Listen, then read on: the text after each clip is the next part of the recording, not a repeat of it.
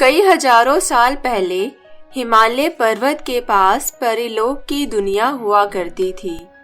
सुंदर सुंदर जादुई परियां अपनी रानी परी के साथ रहा करती थी। एक दिन रानी परी ने अपने जादुई महल में अपनी लाडली बेटी रूबीना परी के पहले जन्मदिन पर एक बहुत बड़ी दावत रखी और परीलोक की सभी परियां दावत में शामिल होने आई थी।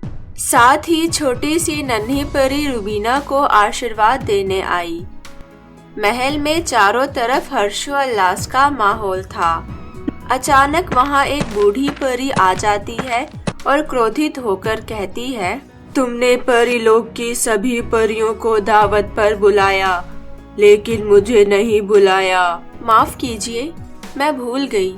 कृपा करके मैं क्षमा मांगती हूँ। आइए और अपना स्थान ग्रहण कीजिए और मेरी बेटी को आशीर्वाद दीजिए। तुम कैसे भूल सकती हो? मैं परीलोक की सबसे बुजुर्ग परी हूँ और तुमने मुझे बुलाना मुनासिब नहीं समझा। इतने बड़े दावत में तुमने मेरा बहुत बड़ा अपमान किया है। रानी परी शर्मिंदा होते हुए कहती है, मुझे कृपा करके इस गलती के लिए माफ कर दीजिए। बूढ़ी परी क्रोधित होते हुए कहती है, नहीं, ये माफी के काबिल बिल्कुल भी नहीं है। तुमने मेरा अपमान किया है, तुम्हें इसकी कीमत चुकानी पड़ेगी। ये कहते हुए बूढ़ी परी ने अपनी जादुई छड़ी को हाथ में उठाया और कहा, मैं तुम्हारी बेटी को श्राप देती हूँ कि जब भी तुम्हारी बेटी को छींक आएगी और जो भी उस समय उसके सामने होगा वो पत्थर का बन जाएगा। ये कहकर बूढ़ी परी वहाँ से चली जाती है। बूढ़ी परी के जाने के बाद महल में चारों तरफ सन्नाटा फैल जाता है। परीलोक की सभी परियां काफी चिंतित हो जाती है कि तभी अचानक नन्ही रूबीना परी चीख देती है। तभी वहाँ पास में खड़ी एक परी पत्थर में बदल जाती है। ये देख सारी परियां डर जाती है और कहती है, इस महल में रहना ठीक नहीं है। हमें यहाँ से जल्दी निकल जाना चाहिए, वरना हम भी पत्थर के बन जाएंगे। ये कहकर सारी परियां महल से चली जाती है। रानी परी ये सब देखकर काफी चिंतित हो जाती है और अपनी बेटी रूबीना को एक जादुई कमरे में ले जाती है ताकि रूबीना की छींक से कोई भी पत्थर में ना बदल सके। और रानी परी अपनी मंत्री परी से कहती है, हमें जल्द ही कोई उपाय अपनी बेटी के लिए ढूंढना पड़ेगा ताकि वो श्राप से जल्द ही मुक्त हो सके। हाँ रानी परी, हमें परीलोक की जादूगरनी की सहायता लेनी चाहिए। वही हमें इस श्राप से मुक्त होने का रास्ता बता सकती है। अपनी बेटी रूबीना को श्राप से मुक्त कराने के लिए रानी परी परीलोक की जादूगरनी के पास जाती है और कहती है, जादूगरनी, मैं तुम्हारे पास मदद मांगने आई हूँ। कृपया करके मेरी छोटी सी बच्ची को श्राप से मुक्त करने का उपाय बताओ।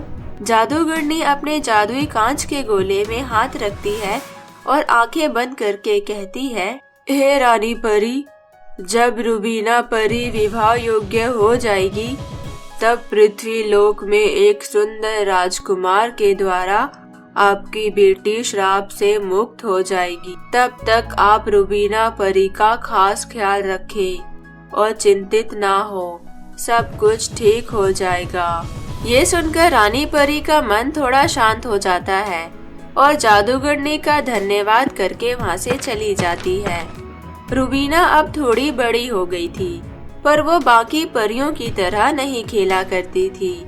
बस अपने जादुई कमरे की खिड़की से बाकी परियों को खेलते हुए देखा करती और मन ही मन ये सब देखकर उदास हो जाती। काश मैं भी इन लोगों के साथ खेल पाती। एक दिन चुपके से रूबीना बगीचे में पहुंच जाती है। फूल और तितलियों के साथ खूब खेलती है। तभी रूबीना को एक लाल फूल बहुत ही सुंदर लगता है। वो जैसे ही उसे तोड़कर उसकी खुशबू लेती है, तभी उसे जोर से छींक आ जाती है और रूबीना परी के छींकते ही लाल फूल पत्थर में बदल जाता है। ये देख रूबीना दंग रह जाती है। और वो रोते रोते अपने जादुई कमरे में वापस चली जाती है। माँ, ये सब क्या है? मैंने जब छींका फूल पत्थर में क्यों बदल गया? माँ, आखिर क्यों? बताओ मुझे। रानी परी रूबीना को समझाते हुए कहती है, बेटी रूबीना, अभी तुम बहुत छोटी हो। समय आने पर मैं तुम्हें सब बता दूंगी। आगे से इस जादुई कमरे से बाहर कदम मत रखना जब तक मैं तुम्हें आज्ञा ना दूं। ये कहकर रानी परी वहाँ से चली जाती है। रूबीना अब कभी जादुई कमरे से बाहर नहीं जाती। रूबीना के साथ जादुई कमरे में एक छोटी सी तितली जिसका नाम पोल्का था वो रहती थी। पोल्का रूबीना के साथ खेलती और बातें किया करती थी। रूबीना, उदास मत हो, तुम भी बहुत जल्दी बाकी परियों की तरह बाग बगीचे में खेलोगी और खुले नीले आसमान में घूमा करोगी। क्या सच में? काश तुम्हारी बात सच हो जाती। ये कहकर रूबीना उदास हो जाती है। आखिर वो दिन आ ही गया जिस दिन का रानी परी और बाकी सभी परियों को इंतजार था। अब रूबीना बड़ी हो चुकी थी और पहले से भी ज्यादा खूबसूरत दिखने लगी थी। अब वो पल आ गया है जब तुम इस श्राप से मुक्त हो जाओगी मेरी बेटी। क्या सच में? माँ, अब मैं बाकी परियों की तरह खुले आसमान में घूम सकूंगी? हाँ मेरी बच्ची। तभी वहाँ पर परीलोक की जादूगरनी आ जाती है और रानी परी से कहती है, हे रानी परी, श्राप से मुक्त होने के लिए अब रूबीना परी को पृथ्वीलोक जाना होगा और वहाँ आम इंसानों की तरह कुछ दिनों तक रहना पड़ेगा। और जब एक सुंदर राजकुमार रूबीना के पास आकर रूबीना के बालों में जैसे ही जादुई गुलाब का फूल लगाएगा, रूबीना श्राप से मुक्त हो जाएगी। ये कहकर जादूगरनी रूबीना को एक जादुई रुमाल देती है ताकि वो अपना चेहरा ढक सके। पर एक बात जरूर याद रखना, तुम्हें हमेशा इस जादुई रुमाल से मुंह ढककर रखना है और धूल मिट्टी और तेज गंध वाली वस्तु जिससे तुम्हें छींक आ जाए उससे दूर ही रहना है। रूबीना अपनी परी माँ और सभी परियों से विदा लेकर पृथ्वीलोक की तरफ उड़ जाती है। रूबीना पृथ्वीलोक पर अपना कदम रखती है और रूबीना परी साधारण कन्या के रूप में एक गांव में पहुंच जाती है। क्या रूबीना बूढ़ी परी के श्राप से मुक्त हो जाती है या फिर नहीं, ये जानने के लिए इस कहानी के अगले भाग का इंतजार कीजिए।